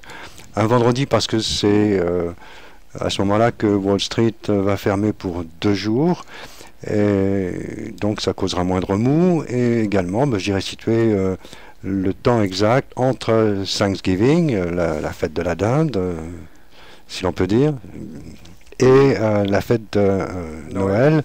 Et donc les gens seraient là apprenant la nouvelle, mais se disant bon, c'est une chose, ok, les ET sont là, mais j'ai quand même les courses à faire pour mes cérémonies, mes invitations à la maison. Actually, let me change that. No, you'd have to do it Friday evening. Non, plutôt le vendredi soir. About 7, 8 o'clock, maybe even 8:30, because if you do it earlier, people are going to be getting the news on their radio as they're driving home from work, and you're going to have car crashes all over the United States. Bon, alors pour éviter les embouteillages, finalement, non. Je crois qu'il est préférable d'attendre la fin de l'après-midi le vendredi, 7h, 8h le soir, afin que ceux qui rentrent chez eux, entendant la nouvelle à la radio, ne créent pas des embouteillages. Okay. That's free advice. Very Yes. good. My advice to the administration. It's all Très free. bien, très I bien. charge nothing. I want nothing. Voilà, mon conseil gratuit aux autorités sur le jour et l'heure, et la période à choisir. Avez-vous d'autres questions? Alors, attendez, on peut en bricoler quelques-unes. Alors, d'autres questions peuvent arriver sur le forum de la radio. Alexandre garde un œil sur le forum. Ceux qui nous écoutent en direct sur le web ou sur Ustream peuvent se ruer sur le forum, dans cet espace, et nous avons encore 30 minutes à peu près, another 30 minutes to go, so more questions are welcome. Now, I would like to say this while we have time, that this talking tour has been so successful, again, because of the host. I mean, this tour has cost me hundreds of dollars. It would normally have cost thousands and thousands of dollars, but I have hosts that have made it possible. That I'm very likely going to try to plan a southern European tour in January, with the idea of starting in Portugal, which would be for them over here, right? Coming in Portugal, southern Spain, southern France, maybe a trip to Paris, and then possibly into Switzerland, southern Switzerland, the Italian side, down into Italy, central Italy, over to Greece, and then possibly one of the Eastern European countries, and finish up in Turkey. If I can find the host, then I will be starting that process, and some conferences to hook up with, and continue engaging Europe. We have I'm sorry. Let me stop there. Cette tournée européenne, c'était une première tournée. Je rappelle que Stephen Bassett n'était jamais venu à Paris. C'était une première tournée européenne et elle a si bien fonctionné. Elle aurait dû coûter quelques milliers de dollars que je n'avais pas. Heureusement, tout s'est très bien passé parce que la prise en charge était assurée par chacun des groupes ou des individus qui m'hébergeaient successivement. Donc ça coûtait très peu à chacun et en fait tout ça a été réalisé pour une poignée ou quelques centaines de dollars. Donc si tout cela fonctionne aussi bien, on l'a constaté, puisqu'on l'a constaté, j'envisage à partir de janvier prochain, de faire une tournée d'Europe du Sud et je commencerai par le Portugal. C'est à l'état de projet bien sûr. Je visiterai l'Espagne, l'Italie, la Suisse et la Grèce et peut-être, pourquoi pas, finir en Turquie. And the most important short-term project of PRG now is the factsonwashington.org. The most important long-term project is the Exopolitics World Network. Alors le projet à court terme, c'est bien sûr le projet essentiel de mener à bien l'opération du million de fax. Et le projet à long terme, c'est de bâtir ce réseau exopolitique mondial. It's based at exopoliticsworld.net and is now up to 20 countries, many of which are European. Alors sur le site web exopolitics.net, on a la liste des 20 pays qui ont chacun produit un site web, commençant par Exopolitique. It's all volunteer. Someone wants to host the Exopolitics site for their country, and they approach PRG. We'll tell them how to do it, and it's their site, and we would like to increase the number of European countries by at least 10 more as soon as possible. Alors nous souhaitons voir s'ajouter 10 autres pays. C'est assez simple à faire. Dans chaque pays, des volontaires qui veulent monter un site de manière totalement bénévole s'adressent au site du Paradigm Research Group, du PRG, et on leur explique comment faire, comment monter un site. And at exopoliticsworld.net, you can see which of the countries are already active and which ones are waiting. And so you might, consider starting a site for your country, or you can help with other countries, because many of these other countries have teams now that are working on administering the website.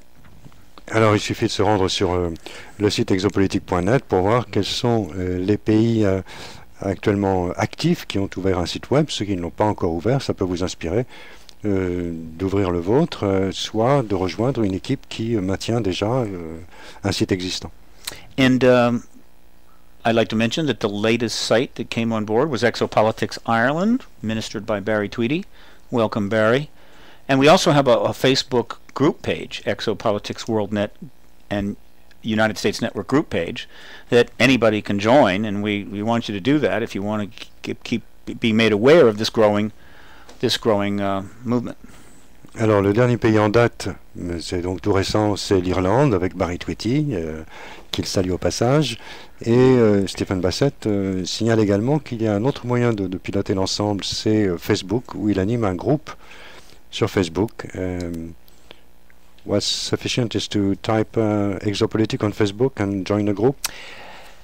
Yeah, you need to become a member of Facebook. It costs nothing. It takes 10 minutes, and then go find the group by searching Exopolitics World Network and sign up.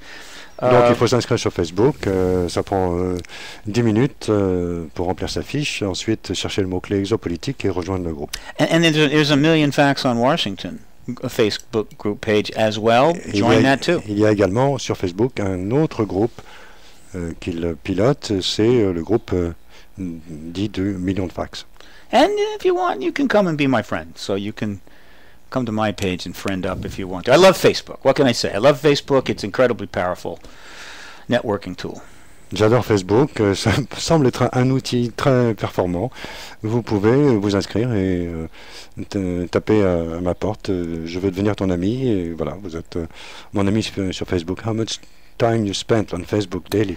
Vous passez I combien de check in temps? every day. I check in every day. Now I'm not, and I spend maybe half an hour a day. Une demi-heure par jour. Yeah. J'y suis tous les jours. There are limits here, but and you don't. I mean, you can spend 10 hours a day if you want to, but just a half-hour day, and you'd be amazed at the things that turn up that you were happy to see about, and it opens doors. And it's, believe me, this tour, a good deal of the sponsorship on this tour is from Facebook. Oui, donc ils n'ont cesse de valoriser ce groupe sur Facebook qui a permis d'organiser d'ailleurs en grande partie cette tournée européenne. On peut y passer une dizaine d'heures si on veut, mais une demi-heure c'est très bien. Et voilà, ils recommandent à tous ceux qui veulent rentrer en contact de s'inscrire et de solliciter la mise en relation. Alexandre nous invite à une nouvelle pause musicale et puis on va entrer dans la dernière ligne droite vers les conclusions et autres détails pratiques. Vous êtes à l'écoute de Radio Ici et Maintenant, 95.2. Radio Ici et Maintenant, 95.2, La Vague d'OVNI, avec Stephen Bassett. Excusez-moi, là vraiment je dois... Petit problème de tout. Ouais, editing. Sorry. Désolé à tous. One of the key figures you mentioned in your presentation, Steve Bassett, is the John Podesta and his 22nd 2002 speech, which is very popular on YouTube. And you said, watch this man is not, it's not over with this man or something. Question is coming up.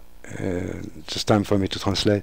Je dis, lors de votre présentation et de vos différentes présentations au travers des villes d'Europe, Stephen Bassett, vous avez montré du doigt ce personnage nommé John Podesta. Il était responsable de l'équipe de transition. Et vous avez dit, celui-ci a un rôle important à jouer. Enfin, c'est une des principales figures, un des principaux personnages. But then this man, he used to be the transition leader for like 3-4 months, then got back to his lobbying business. Think tank. Think tank. Center for American Progress. Right. So how could he do his comeback and be useful? Comment peut-il faire surface et se rendre utile à nouveau depuis qu'il a quitté la fonction de chef de l'équipe de transition le 20 janvier et qu'il est retourné à ses affaires, en particulier animer son think tank, son laboratoire d'idées à Washington. Now, some of the most useful people are in the background. They're not operating directly out in the open. John Podesta, who was the former advisor to Bill Clinton, chief of staff to Bill Clinton, and who was fully aware of the Rockefeller Initiative, called for the release of all UFO files in October 22nd of 2002 and October 23rd of 2003. And anybody who knows the political calculus in Washington knows that that was not casual, that that was no accident, that there was a very good reason why he did that, and there were huge political risk involved, and he did it. And that was a very important event. He may not say so. In fact, he does not answer questions about it at all. But I know otherwise. Okay. Oui, effectivement, John Podesta est un homme clé, mais les hommes clés ne sont pas toujours au premier plan. Et donc, lorsqu'il a fait cette déclaration en 2002, c'était forcément très bien calculé parce que c'était pas donc un accident. Il l'a d'ailleurs réitéré en 2003. Parce que John Podesta, il était sous Clinton, chef de cabinet à la Maison-Blanche, ce n'est pas rien. Il a été chef donc, de l'équipe de transition de Barack Obama entre novembre 2008 et janvier 2009. Et donc, les personnages qui comptent sont là en marge, ne souhaitent pas forcément s'exprimer publiquement, il n'en a jamais parlé depuis, mais ça lui tient fortement à cœur. John Podesta is a brilliant man. He is a key advisor and thinker of the Democratic Party. He's almost certainly the architect of Barack Obama's open, transparent government initiative.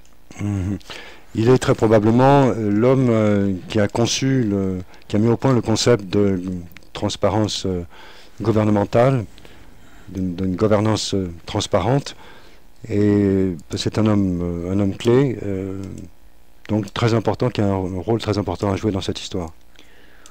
And when Podesta called for the release of all UFO files in 2002 and 3, and then Bill Richardson called for the release of the UFO files in 2004, I believe that was because they expected to win the election in 2004, and they had plans regarding this issue. But they lost that election, and they learned their lesson. They have not discussed it in the 4 years after that, but they did expect to win in 2008, and they did, and of course that brings us to where we are. D'accord. Donc si John Podesta s'est exprimé en 2003, et s'il a réitéré en initialement en 2002 et réitéré en 2003, il faut noter aussi que Bill Richardson, lui, s'est exprimé en 2004. Et c'est parce que ces deux hommes avaient vraiment dans l'idée qu'ils allaient contribuer à ce que leur camp démocrate remporte les élections en 2004. Ça n'a donc pas fonctionné, ils n'en ont plus parlé pendant 4 ans, mais c'est bien dans ce but, nous explique Stephen Bassett, c'est comme ça qu'il l'explique, il y avait donc une véritable intention qui s'est mise en sourdine pendant les 4 ans qui ont suivi, et qui visait vraiment la présidence de 2004. Et la divulgation, donc, 5 ans plus tôt. The Rockefeller Initiative is the key to the disclosure door. Any reporter who goes to presidentialufo.com, Cameron's site, and reads the narratives of the Rockefeller Initiative, or goes to the Rockefeller Initiative page at paradigmresearchgroup.org and reads the documents and doesn't think that is a major news story, needs to get out of the journalism profession. They're in the wrong job. On avait déjà évoqué ça dans la première partie de l'émission, mais il compte y revenir parce que cette initiative Rockefeller, c'est vraiment la clé qui ouvre la porte. Et n'importe quel journaliste un peu sérieux qui se rende sur le site du PRG, Paradigm Research Group, ou sur le site de Grant Cameron Presidential UFO, trouve immanquablement des éléments suffisamment déstabilisants pour le convaincre qu'il y a là tous les éléments d'une affaire extrêmement importante, une ressource majeure.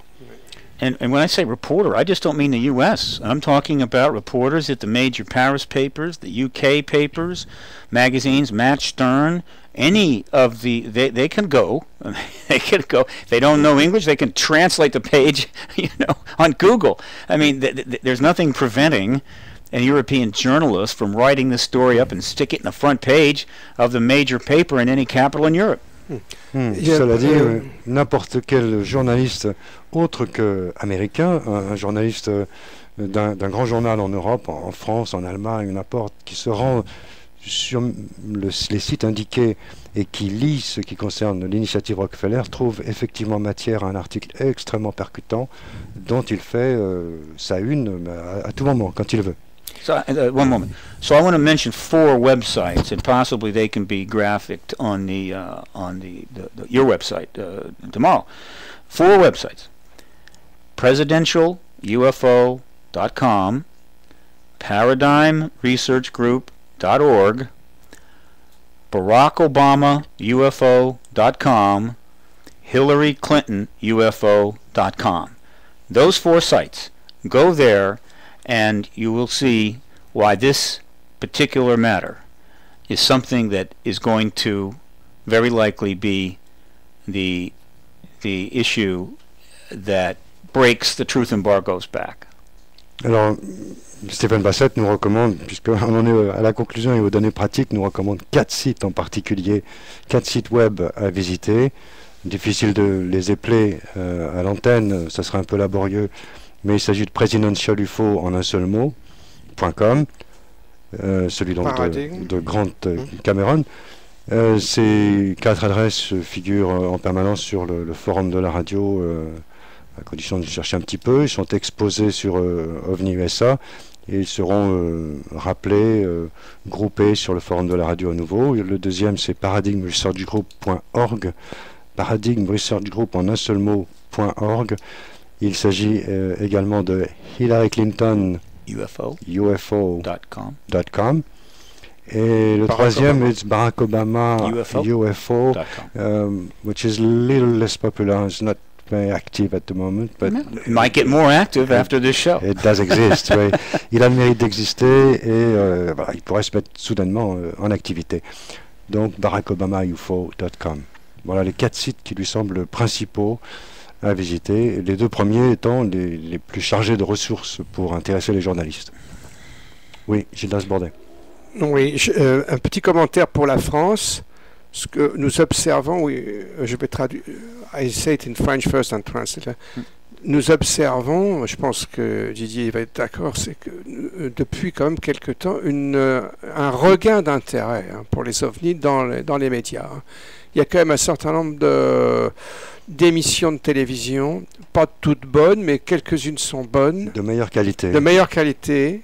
Donc le niveau remonte. Après des années de traversée du désert, le niveau remonte petit à petit.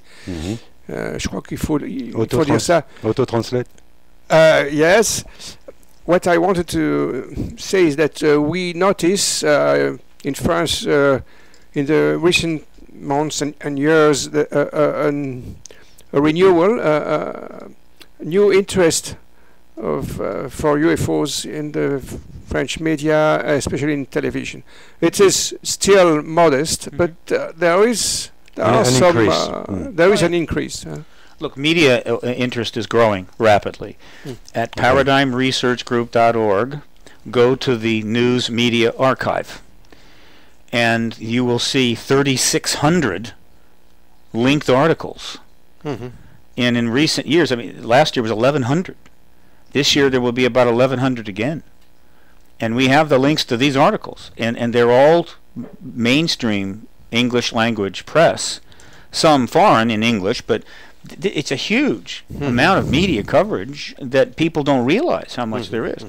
And so the media is coming around. The networks, the big networks, and the New York Times, Wall Street Journal, they're still kind of holding off, but the pressure up underneath the top media is now very, very great. Alors le site du PRG sert également d'Argus, puisqu'il collationne tous les articles, même les plus inattendus, dont vous n'avez pas idée, vous n'avez pas connaissance avant d'y faire un tour. Par exemple, 1100 coupures de presse signalées rien que l'année dernière, 3000 en tout sont répertoriés, 3600 sont répertoriés. Un nombre fantastique d'articles prouve que finalement, sans qu'on s'en rende bien compte, la presse est beaucoup plus à l'affût qu'on ne puisse l'imaginer. Now, before we run out of time, I want to mention something. My thinking now is that if disclosure has not happened in the U.S., we need Europeans to go to faxonwashington.org and send a fax letter and an email to President Obama. I'm sorry, to the White House Correspondents Association. All right. If disclosure hasn't happened by the end of the year, I think I'm going to add another strategy in that I'm going to request of the Exopolitics Network that they set up in their website, a second site, facts on Madrid, facts on Berlin, facts on Paris, facts on London, right? And start putting the same questions into the media, some appropriate media organization representing journalists in that capital city, demanding that they start asking questions of their nation's leaders. So that we will have those going on at the same time the facts on Washington will continue. Alors là, c'est totalement inattendu. Stephen Bassett, en conclusion de cette émission, nous annonce la phase 4, la serait phase 4, possible phase 4. No, it wouldn't be phase 4. That would be just an extra component to phase 3. You wouldn't name it. I would name it phase 4. Phase 3 is that we're going right through to disclosure, okay. But we'll add that to phase 3. Alors, j'efface ce que j'ai dit. Ce n'est pas la phase 4.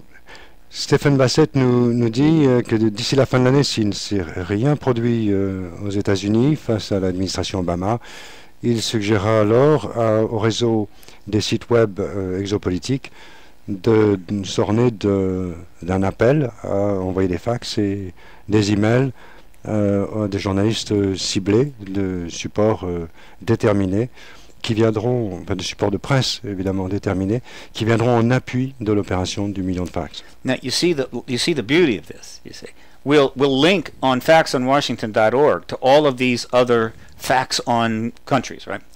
And so you just go, say, to Fax on Washington, and you write your letter, right? Ask these questions, then you send a fax, letter, and email to White House correspondents, and then you quickly go over and send the same thing to Madrid, the same thing so you got all these countries getting letters from other countries, right, saying do your job, reporters, right? And so you got all these letters flying around, and you could do it in 30 minutes, right? You get off three to US, 3 to Madrid, 3 to Berlin, 3 to London, 3 to Paris, and that's a lot of activity for one person. You get 10,000 people doing that. You've generated approximately 120,000 letters, faxes, and emails. That's how, and it costs nothing.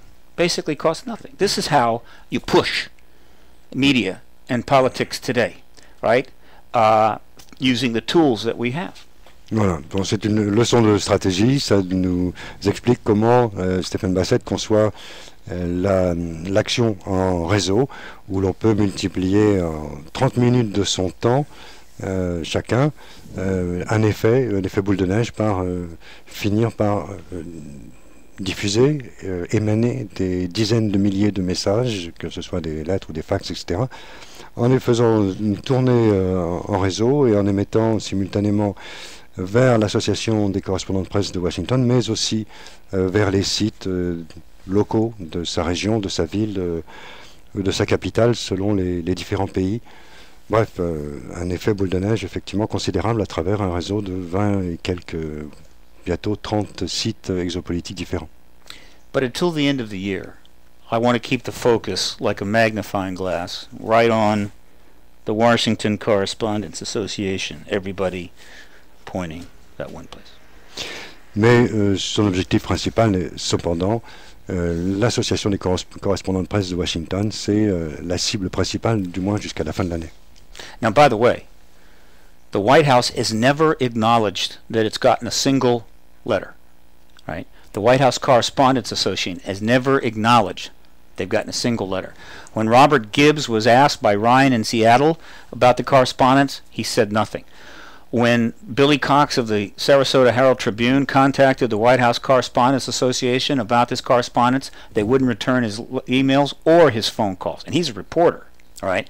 Because you see, they can't say anything. The moment they even acknowledge they're getting this correspondence, 100 questions are coming straight at them. And so they're sitting there holding on, hoping, I hope nobody finds out about this correspondence. Well, that's that chance of that. It's only a matter of time. Alors, bon, c'est carrément le moment de la conclusion et assez humoristique en même temps, c'est que Stephen Bassett nous dit que toutes les tentatives qu'elles aient émané de Billy Cox, bien qu'il soit lui-même journaliste, auprès de l'association des journalistes accrédités à la Maison-Blanche, que ce soit la Maison-Blanche elle-même, aucune source n'a voulu confirmer avoir reçu la moindre lettre. Parce que si il le faisait ainsi, dès le moment où la Maison-Blanche ou l'association des journalistes, chacune de son côté, voulait bien reconnaître qu'elle avait reçu effectivement du courrier, ça susciterait immédiatement quantité d'autres questions, les questions cruciales à laquelle ils préfèrent ne pas faire face tant qu'ils ne se sont pas déclarés prêts à le faire. I hope that their unwillingness, their silence about this correspondence is because they're trying to keep a calm sea prior to the disclosure event. I hope that is the case. But if it's because they're thinking they're going to stonewall this much longer, well, that's not going to work. So let's be positive. They're being quiet because they want to be able to disclose without a whole lot of advanced confusion and turmoil. Alors là, il y a deux possibilités. Soit ils ignorent délibérément en pensant que ça s'éteindra de soi-même. Et là, ils n'ont aucune chance parce que la détermination est très forte d'aller jusqu'au bout. Soit ils sont assez embarrassés de ne pouvoir confirmer qu'ils aient reçu la moindre lettre parce qu'en réalité, ils préfèrent choisir le moment opportun, le propre calendrier, le calendrier qui leur est propre, pour procéder à cette divulgation. And Robert Gibbs, who was the press secretary, obviously knows about the correspondence going into the White House and the correspondence going into the White House Correspondents Association. So he's kind of in a tough spot. I happen to think he's a good guy. I really like Robert Gibbs. He's a good guy and he's a good press secretary. He is in a tough spot. And I apologize to him in advance for any discomfort. But this will, of course, have to resolve itself soon. Alors, Stephen Bassett nous dit: j'ai un peu de compassion envers Robert Gibbs, le porte-parole de Barack Obama, parce qu'on le met dans une situation très embarrassante d'avoir à assumer le fait de savoir pertinemment que des courriers, multiples courriers ont été envoyés tant à la Maison-Blanche qu'à l'Association des journalistes, et de devoir malgré tout ne pas l'évoquer. C'est une position très inconfortable, et pourtant c'est quelqu'un pour lequel j'ai beaucoup d'estime, c'est un type bien. Voilà, Stephen Bassett, I know that, I see that we're running out of time. It's been 2 hours now. I know we have a chance maybe to see you next January, February, when you'll be touring again. Stephen Bassett, je vois qu'on est en train de boucler 2 heures d'émission ensemble. On a peut-être une chance de se voir à nouveau en France à l'occasion de la tournée d'Europe du Sud en janvier, février, je ne sais, prochain, 2010. One other thing. Part of my tour is I've been seeking some new financial support from people who can really make a difference, because many of the PRG backers in the U.S. got really hit hard by the financial collapse in October. And if I can find that kind of support, we certainly hope to have another a 6X conference next year, April 16 through 18. But I've got about $20,000 in back stuff that has to be covered. So hopefully there will be an X conference. The website is up, x-conference.com, but there is no firm commitment to the conference yet. But keep your fingers crossed. With any luck, we will have it. And I think we could have some extraordinary speakers at this event. But I have to find some backing. This is not easy to do. En ce qui concerne nos activités annuelles de la X-conférence de Washington, en préparant celle de l'année suivante, d'avril 2010, nous devons constater qu'on a un arriéré assez conséquent de 20 000 dollars, une somme à éponger. Et il faut constater aussi qu'on est dans l'incertitude parce que nos soutiens financiers ont été assez touchés par la crise économique qui frappe les États-Unis, comme vous le savez. Donc on espère vraiment assurer la 7e édition en avril prochain, mais je dois dire qu'en l'état actuel, rien n'est encore certain. Thank you, Stephen Bassett. Merci. Merci, Gildas Bourdet. See you another time. À une autre fois. C'était La Vague d'OVNI sur Radio Ici Maintenant. Notre invité Stephen Bassett avec la collaboration de Gildas Bourdet. Cette émission est produite par Didier Deplège avec Alexandre à la réalisation.